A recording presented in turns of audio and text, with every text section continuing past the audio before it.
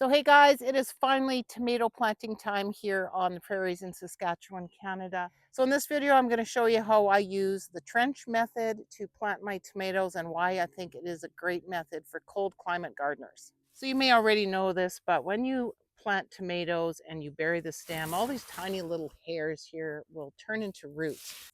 So by using the trench method, you can cover up a lot of the stem, bury it under the soil, and that will help produce even a nice bigger root system for your plants.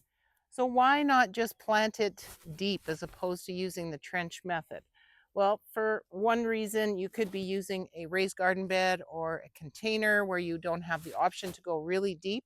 And another reason is the soil temperature.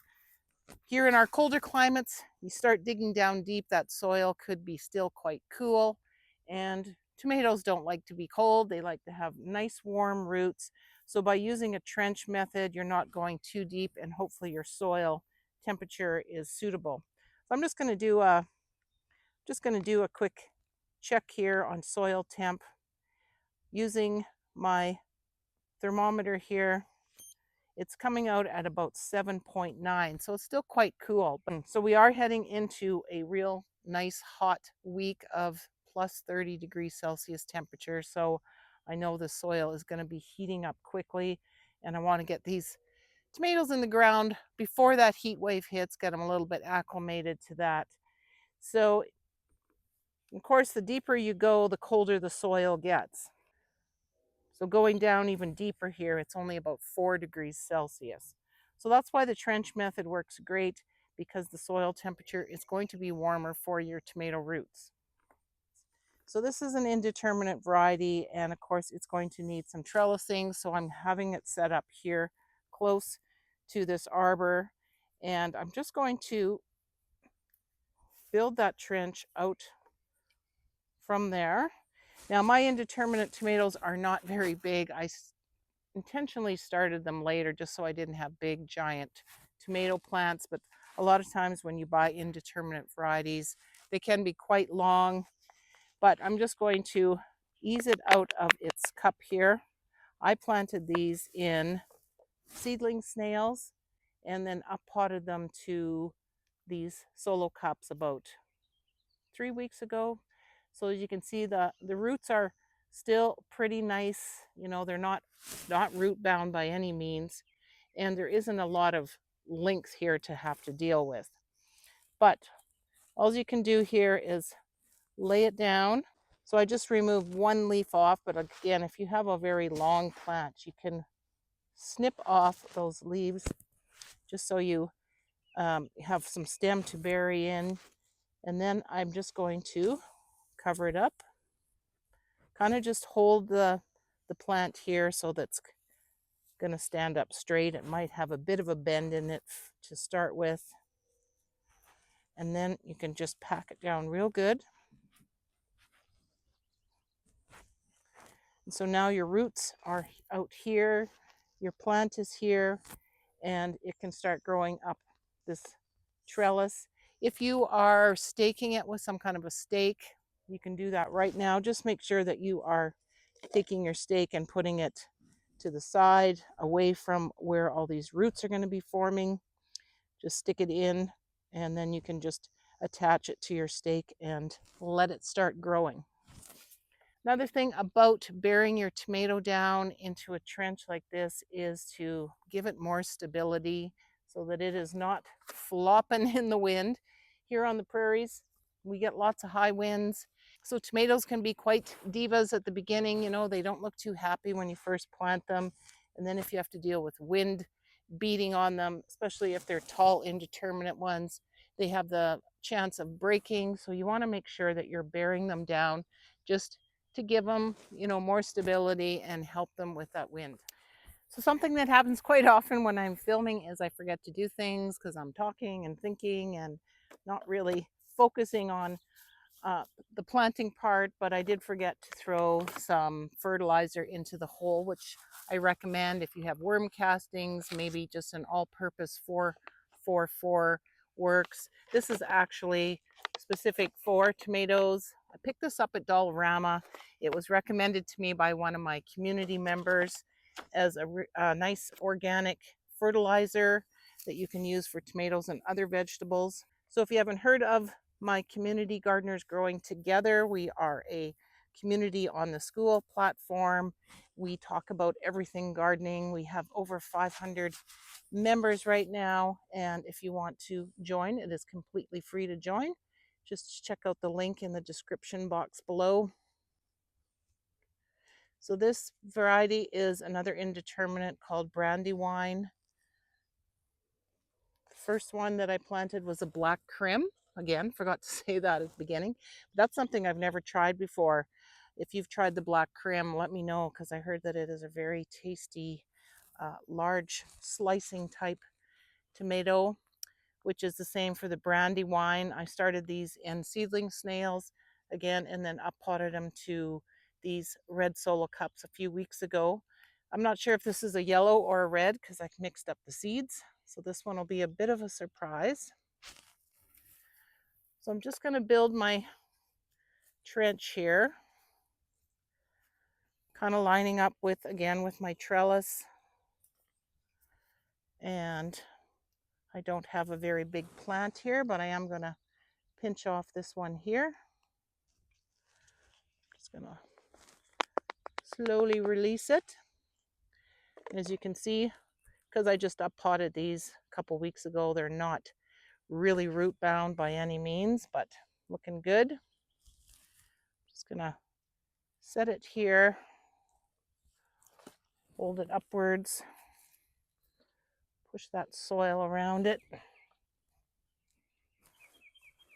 And again, I forgot to put in the fertilizer. Oh boy. Okay, let's try that again. Throw in the fertilizer, Tracy.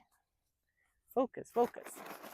So this is pelleted hen manure is what it says on the bag. So it's organic. There's nothing else in there. And it is a 412 with some calcium added to it, which is a nice thing for tomatoes to help with that blossom end rot. Okay, lay it down, cover it up, bury that stem, pack it down, and build some strength here around the stem so that it stands up.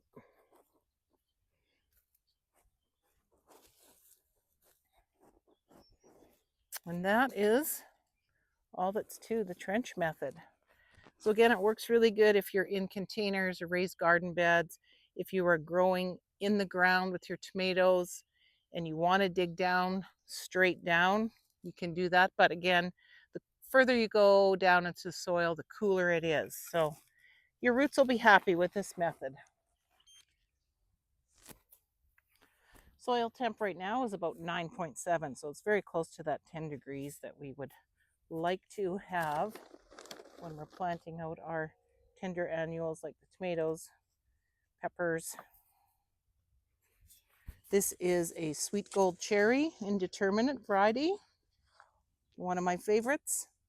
Very small little plant here, so not a very deep trench is required. This cat is not helping. I think I want to take off one branch here just to, so I can bury it in good. Just gently pinch, or if you have some scissors, you can use scissors.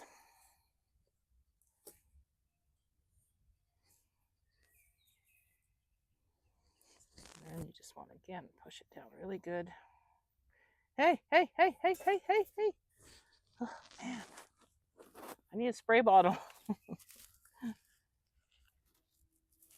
These cats, we got 2 cats last year because we had such a problem with gophers and chipmunks in my garden. And I told my husband, let's get a couple cats.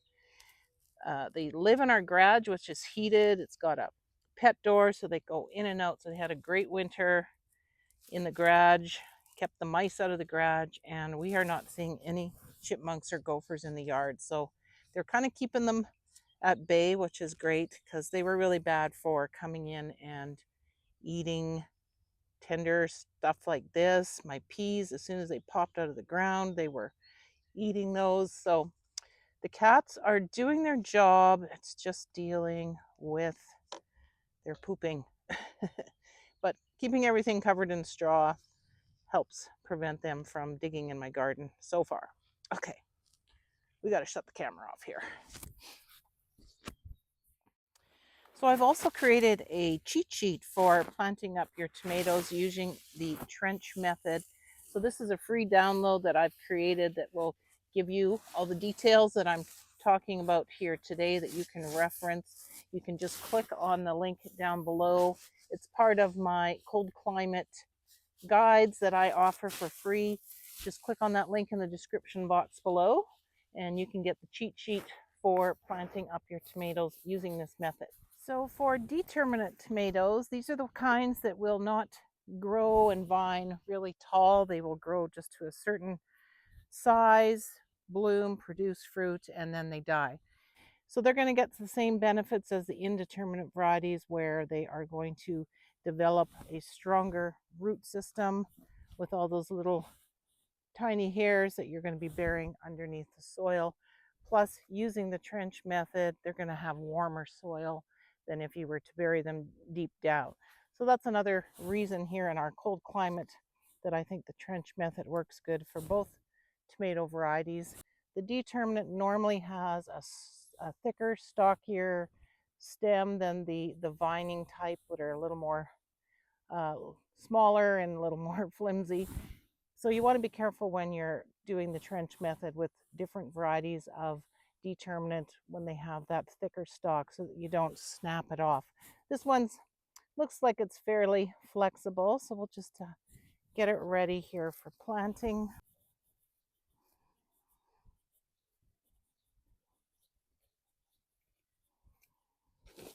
Not going to forget the fertilizer this time. So I'm going to just try and bury it about this far down the stem.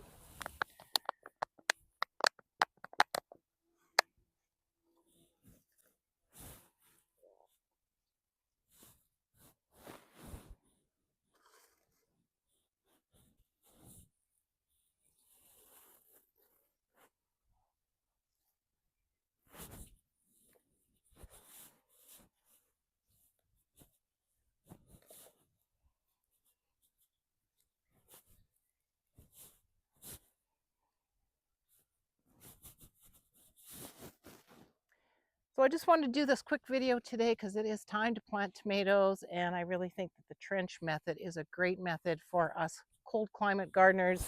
Our soil is still pretty cool, but by planting it closer to the surface, it's going to warm up faster. We're going to develop some strong roots by burying some of that stem into the ground and hopefully have a great tomato harvest. So like I said, I put together a summary cheat sheet of this method with some more details on the planting that you can download for free. Just click the link in the description box below. And I hope you will check out our community gardeners growing together located on the school platform. Thanks for watching. We'll see you in the next video.